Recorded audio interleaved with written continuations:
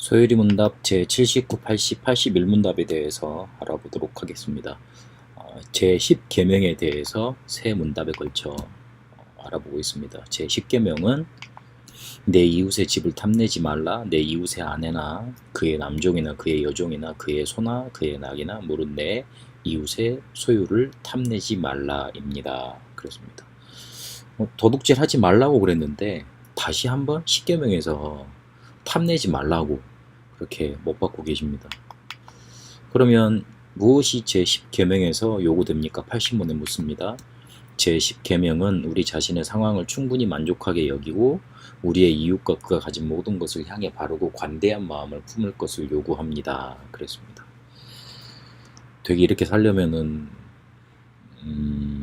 높은 도덕의식과 그리고 뭔가 청결한 마음을 가지고 살아야 되는 것 같아 이렇게 보입니다. 어쨌든요. 81문에 그러면 무엇이 제10계명에서 금지됩니까? 그렇습니다. 제10계명은 우리 자신의 상태를 만족하게 여기지 않는 것을, 우리의 이웃의 물건을 시기하거나 배합하는 것을, 그리고 이웃이 가진 어떤 물건에 대해서든 과도하게 행동하거나 애착하는 것을 금합니다. 그렇게 말을 했습니다.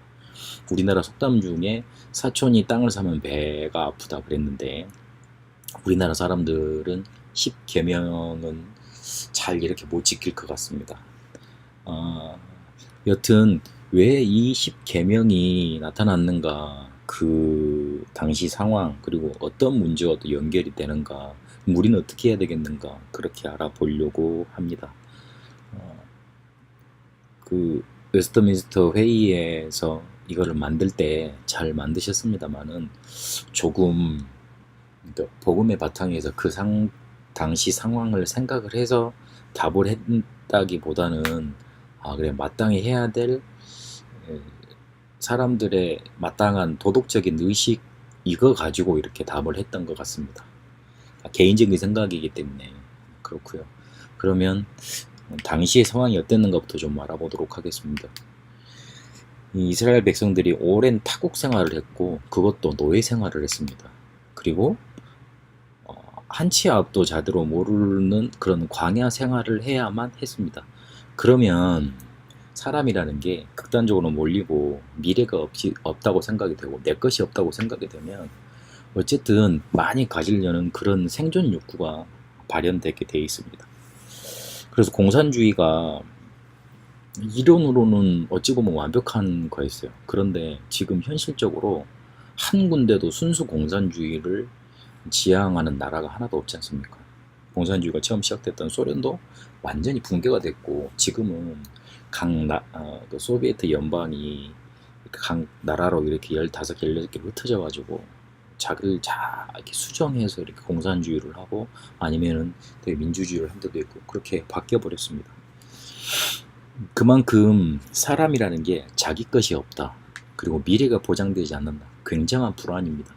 그런데 자기 나라도 아닌 자기 원래 조상들의 고향도 아닌 다른 데서 살면서 그것도 자기가 경제를 차지할 수 없는 뭔가 소유권을 가질 수 없는 노예로 살았고 또 그것마저도 완전히 기반이 없어진 채 새로운 생활로 가야 된단 말이에요. 얼마나 불안했겠어요. 그러니까 자연스럽게 남이 많이 가지고 있으면 탐심이 우러날 수밖에 없죠. 그러면 그 탐심만 일어나면 괜찮은데 그것 때문에 많은 문제들이 생기잖아요.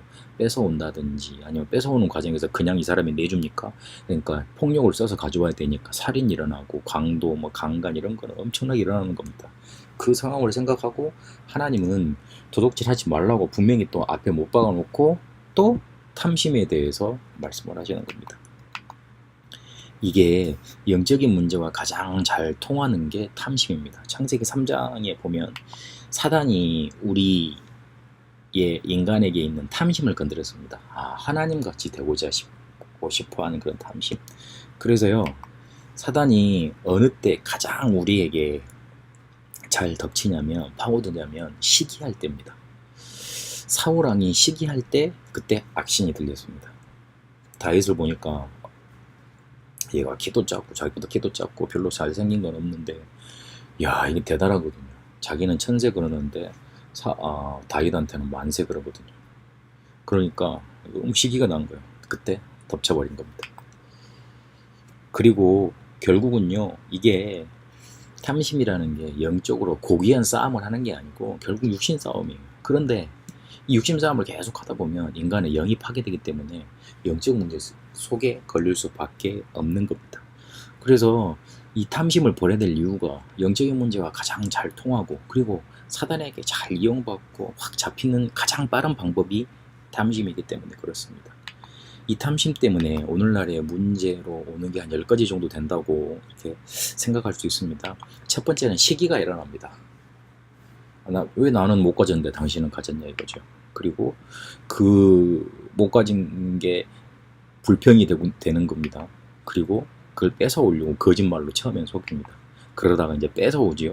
그러다가 자기 있는 위치를 이용을 해가지고 살금살금 도둑질을 해먹었습니다. 그게 바로 횡령입니다. 도둑질은 그냥 있는 상태에서 가져오는 거고, 횡령이라는 건 자기 있는 지위, 뭔가를 이용을 해서 거기에 있는 걸 빼먹는 걸 말을 합니다. 그리고 안 되면 점점 포악해져서 이제 해치거나, 그러니까 강제로 뺏어오지요. 강도가 되는 거고. 그러다가 죽이기도 하는 거고요. 그러면서 자꾸 분쟁이 일어나고 한탕 해보겠다 싶어서 도박도 하는 거고, 그리고 이상한 조직을 만들어서 이 탐심을 채우기도 합니다. 시편 1편 1절에 보니까 복 있는 사람에 대해서 말을 합니다. 복 있는 사람은 이거 안 해도 여호와의 율법을 따라 주야로 묵상하면서 이렇게 하나님의 응답을 받으면서 탐심도 일어나지 않을 뿐더러 그거 안 해도 하나님의 응답 주시니 살아갈 수 있습니다. 그런데 악인들은 자기들의 꾀에 그리고 자꾸 머리를 쓰고 자꾸 이런 것들을 해야지만 먹고 살 수 있는 겁니다. 탐심이 내 속에서 솟구쳐오르고 탐심이 자꾸 생긴다. 복을 받지 못했다는 증거예요. 하나님이 주신 복에서 제외되어 있다는 증거예요. 그게 바로 악인의 자리에 있다는 증거예요. 자꾸 이걸 가지고 있으면 미래에 어떤 문제들이 계속 일어나고 또 어떤 문제들이 우리에게 다가오겠습니까? 전 세계가 영적인 문제에 자꾸 휩쓸려 가게 됩니다. 그리고 전쟁과 테러가 일어나서 자꾸만 지구는 심각해지게 되어 있습니다. 결국은 종교 전쟁까지 일어나서 막지 못하는 상황까지 오게 될 겁니다. 그래서 복음 가진 기독교인들부터 작은 탐심부터 버려버려야 합니다. 제가 이제 비행기를 자주 타고 왔다 갔다 하는데 가보면 요즘은 그 담요 같은 거 이렇게 잘 갖고 안 내리시잖아요. 그렇죠? 그런데 한때 이게 너무 이슈가 돼가지고 막 이렇게 조사하고 막 그랬다고 그럽니다. 그리고 호텔 같은 데서도요 보면 가져와도 되는 물건, 가져오지 않으면 오면 안 되는 물건이 따로 정해져 있거든요. 인터넷 사이트를 보니까 호텔에서 심지어는 그 우리나라 모텔에 가면 PC 다 있지 않습니까? 그 PC에서 껍데기만 놔두고 그 안에 있는 걸 싹 떼었다 가더라고요. 그런 사람들이 의외로 많답니다. 그러니까 이거는 우스갯소리로 말씀드린 거지만 일단 내가 가지고 있는 작은 탐심부터 되도록이면 버려버려야 됩니다. 왜냐면 나는 그거 탐하지 않아도 시편 1편 1절에서 말했던 것처럼 복 있는 사람입니다. 복 있는 사람이 어떤 사람이죠? 그리스도 가진 사람이지 않습니까? 그리스도는 우리의 모든 문제 해결자입니다. 그 복음을 가지고 있는 사람이기 때문에 작은 거 탐하지 않아도 하나님이 완벽하게 우리의 배경 되시는 축복, 그리고 우리의 모든 문제 해결자 되시는 그리스도로 가진 축복이 있는 사람입니다. 그래서 버려버리면 버려버릴수록 이익입니다. 그리고 특히 물질 거래할 때 깨끗하게 해야 됩니다. 이 교회 돈이라고 그래서 한번 이렇게 잘 써야 되겠다, 막 써야 되겠다, 괜찮다 이렇게 생각하시는 분들도 가끔 있더라고요. 그렇지 않습니다.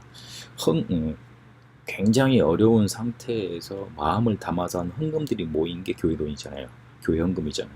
그래서 특히 교회에서 돈 거래할 때 이게 사용하고 그럴 때는 굉장히 깨끗하고 투명하게 해야 됩니다. 그리고 사람이 돈 거래하는 걸 보면 그 사람이 이 잘된 사람이고 못된 사람과 판단이 나지 않습니까? 그래서 물질 거래하는 것도 깨끗하게 해야 돼요. 더 특히 우리는 그러면 이렇게 살면 잘 살 수 있습니까? 세상에서 잘 살 수 있습니까? 그렇게 질문할 수 있는데 다른 능력을 가지고 사는 사람들이 기독교인이고 하나님의 자녀입니다.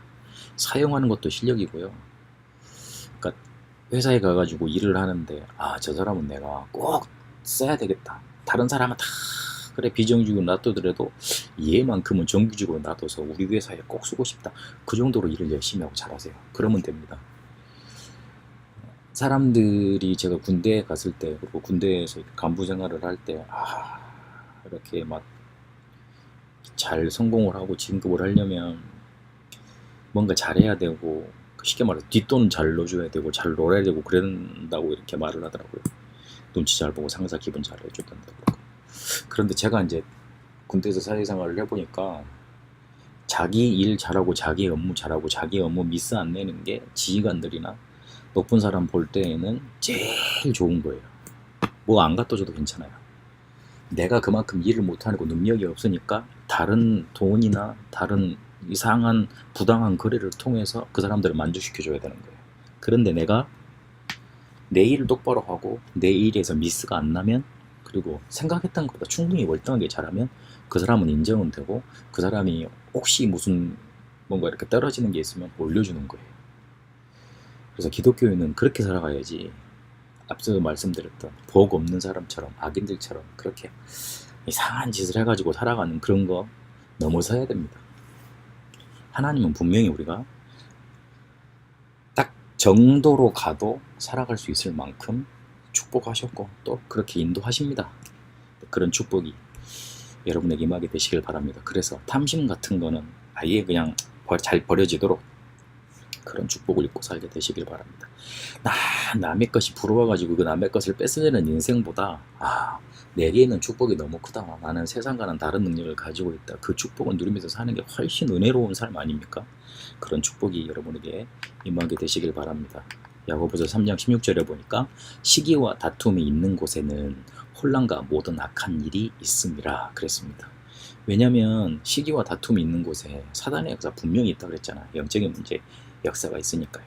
그런 속에서 빠져나와 여러분은 하나님이 주시는 참된 복을 가지고 누리는 응답이 있게 되시길 바랍니다. 살아계신 하나님, 우리에게 그리스도의 복, 하늘의 복, 하나님이 주시는 위에서 주시는 복이 분명히 있는데 그것 가지고 세상에서 떳떳이 살아가도록 탐심 이거 버려버려도 될 만큼 그런 축복을 누리는 삶으로 인도하여 주옵소서. 그래서 항상 복 있는 자의 위치에서 세상을 살리고 세상을 이끄는 그런 응답으로 우리를 인도하여 주옵소서. 살아계신 우리 주 예수 그리스도 이름으로 기도합니다. 아멘.